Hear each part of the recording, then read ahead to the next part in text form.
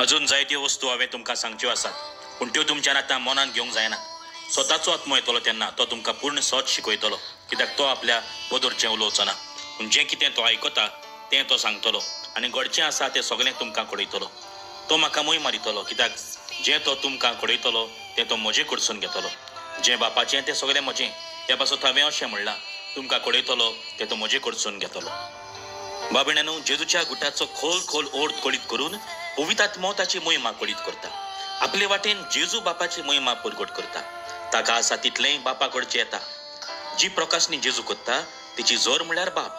पवित्र आत्मो ती प्रकाशनी शार्ती पावयता आनी हे परी पुताक आनी बापाक तो मोहिमा दिता. म्हणटच 3 प्रकाशन्यो नात, बोगोर एकूच. बाप, पूत आनी पवित्र आत्मो एक देव, ते एक जोण. जे बापाक जाय ते पूत कोत्ता आनी पूत शिकयता तें पवित्र आत्मो आमकां उगडापे कोत्ता. म्हणटच आमकां तर देवाचें उतर समजूंक जाय जाल्यार पवित्र आत्म्याक उलो मारुया.